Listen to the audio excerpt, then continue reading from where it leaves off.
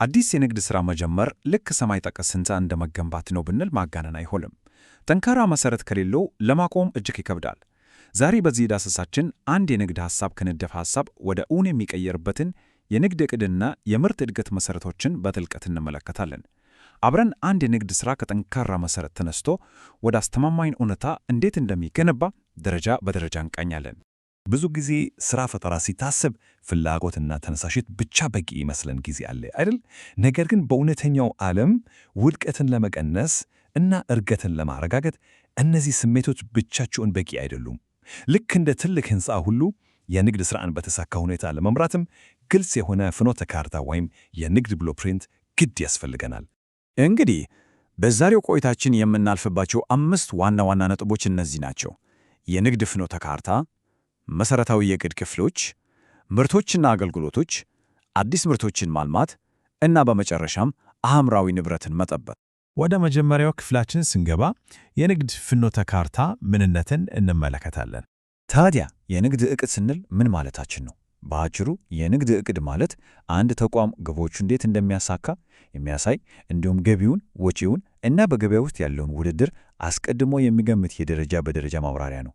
አስቡት፣ አንድም ቱብ ከመቀመጡ በፊት ሊያጋጠሙን የሚችሉ የእድገት ወይም የውድቀት ምልክቶችን አስቀድመን እንድናይ የሚያስችለን እጅግ ወሳኝ የሆነ የመጀመሪያ እርምጃ ነው። በመቀጠል ሁለተኛው ክፍላችን መሠረታዊ የንግድ ዕቅድ ክፍሎች ላይ ያተኩራል። አንድ የንግድ ዕቅድ ልክ እንደ ቤታችን የፊት ለፊት በር ነው። የሽፋን ገጹ የፕሮጀክቱን ስም፣ አድራሻና አዘጋጆቹን ይይዛል። ዋናው ማጠቃለያ ወይም ኤግዜኪቲቭ ሰመሪ ደግሞ የንግዳችን የመጀመሪያው ማራኪ ገጽታ ነው። ይህ ክፍል በተለይ ተቋማዊ ገምጋሚዎችን እና ባለሀብቶችን ባንዴ ለመሳብ በጥንቃቄ መዘጋጀት ያለበት አጭር መግለጫ እና ቁልፍ የፋይናንስ አሃዞችን የያዘ ወሳኝ ክፍል ነው። ከሽፋኑ ገጽ ዘልቀን ስንገባ ደግሞ መዋቅራዊ ዝርዝሮች ይጠብቁናል። እዚህ ላይ ነው እንግዲህ ዝርዝር ነገሮች የሚቀመጡት። የንግዱ አጠቃላይ ጽንሰ ሐሳብ፣ የባለቤትነት መዋቅሩ፣ በጥናት ላይ የተመሠረቱ የግብይት ስልቶች፣ የሥራ ቦታው፣ የሰው ኃይል አወቃቀሩ እንዲሁም የሚተዳደርባቸው ሕጋዊ ደንቦች በሙሉ እዚህ ላይ በግልጽ መቀመጥ አለባቸው። ገንዘብ ነክ ጉዳዮች ላይ ስንደርስ ነገሩ ይበልጥ አሳሳቢ ይሆናል። ባለሀብቶች የንግዱን አዋጭነት የሚያሰሉት የፋይናንስና የአደጋ ግምገማን በጥብቅ በመመርመር ነው።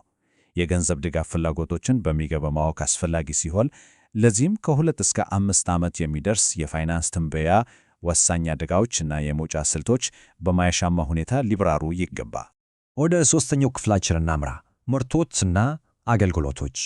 እነዚህ ሁለት ቃላት ብዙ ጊዜ አብሮ ቢነሱም ትልቅ ልዩነት አላቸው። ምርቶች ስንል በባለቤትነት ሊያዙ የሚችሉ ግዑዝ ነገሮችን፣ ቦታዎችን ወይም ድርጅቶችን ያጠቃልላል። በሌላ በኩል ደግሞ አገልግሎቶች ማለት የማይዳሰሱ ነገር ግን እርካታን የሚሰጡ ተግባራት ናቸው። ለምሳሌ ያህል የፀጉር መቆረጥ ወይም የግብር ስሌት ዝግጅትን መውሰድ እንችላለን። እነዚህ እርካታን እንጂ የባለቤትነት ዝውውርን አያስከትሉም። ይህንን ልዩነት ማወቅ የንግድ ሞዴልን በትክክል ለመቅረጽ እጅጉን ይረዳል። አራተኛው ክፍላችን ደግሞ አዳዲስ ምርቶች ስለ ማልማት ይሆናል። አእምሮ ውስጥ ያለን ብሩህ ሐሳብ ወደ ገንዘብ ወይም የንግድ እሴት መቀየር በወሬ በሚቀለው በተግባር ቀላል አይደለም።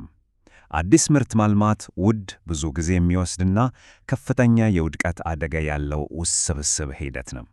በዚህ ፈጣን የቴክኖሎጂ ለውጥ ውስጥ ስኬታማ ለመሆን ልዩና የላቀ ጽንሰ ሐሳብ ማምጣት፣ አንደኛ ጠንካራ የግብይት ቅንጅት መፍጠር ይግድ ነው።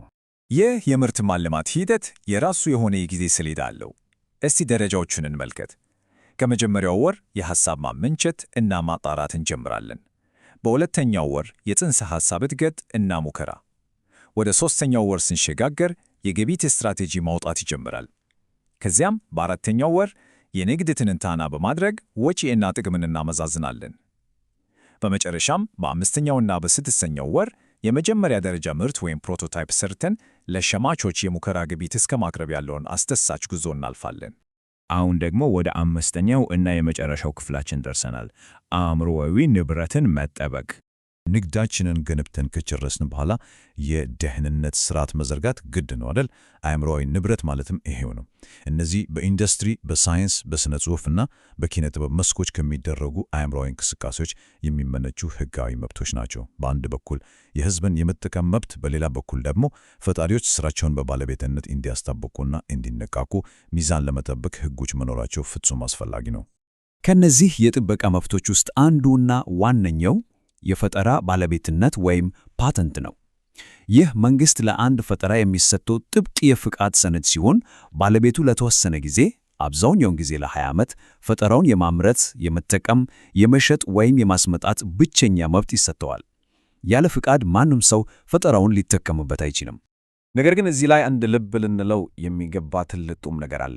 የፓተንት ባለቤቱ የራሱ ፖሊስ መሆን አለበት ይባላል። ይህ ማለት መንግሥት መብቱን ቢሰጥም ያንን መብት የማስከበር እና ማንም እንዳይጥሰው የመቆጣጠር ሙሉ ኃላፊነት ግን የራሱ የፈጣሪው ነው። መብቱን ማስጠበቅ የባለቤቱ የዕለት ተዕለት ሥራ መሆን አለበት። ሌላኛው ደግሞ የንግድ ምልክት ወይም ትሬድማርክ ነው። የንግድ ምልክት በገበያ ላይ ያሉ ዕቃዎች ለይቶ ለማሳወቅ እና ከሌሎች ተወዳዳሪዎች ለመለየት የሚያገለግለው ቃላት፣ ፊደሎች፣ ቁጥሮች፣ ቀለም ያላቸው ምልክቶች አልፎ ተርፎም እንደ 20ኛው ክፍለ ዘመን ፎክስ መግቢያ ላይ እንደሚሰማው አይነት ድምጾች ጭምር የንግድ ምልክት ሊሆኑ ይችላሉ። እኛን ብራንድ ለየት የሚያደርገውና ደንበኞች እኛን የሚያውቁበት መንገድ ይህ ነው። በመጨረሻም ስለ ቅጂ መብት ወይም ኮፒራይት እናነሳለን። ይህ ኦሪጂናል ለሆኑ የጥበብና የሥነ ጽሑፍ ሥራዎች ፈጣሪዎች የመጠቀምና የማሰራጨት ብቸኛ መብት ይሰጣል። እዚህ ላይ መታወቅ ያለበት ወሳኝ ቁም ነገር የቅጂ መብት የሚጠብቀው የሐሳቦቹን አገላለጽ እንጂ መሠረታዊ ሐሳቦቹን ራሳቸውን አይደለም። ማብራሪያችንን ከማጠናቀቃችን በፊት ይህንን አነጋጋሪ ጥያቄ እንድናስበት እፈልጋለሁ። አንድ የወደፊት የንግድ ሥራ የሚወድቀው ጠንካራ እቅድ በማጣቱ ነው ወይስ የሚሳካው የመጀመሪያው ጡብ ከመቀመጡ በፊት በጥንቃቄ የተሳለ ደረጃ በደረጃ የሚያሳይ ፍኖተ ካርታ ስለነበረው ነው? በዕድ ላይ መመካት ወይስ ስኬትን በጥንቃቄ በተዘጋጀ ብሉፕሪንት ላይ መገንባት? ይህ ሁላችንም ልንመልሰው የሚገባው ወሳኝ ጥያቄ ነው።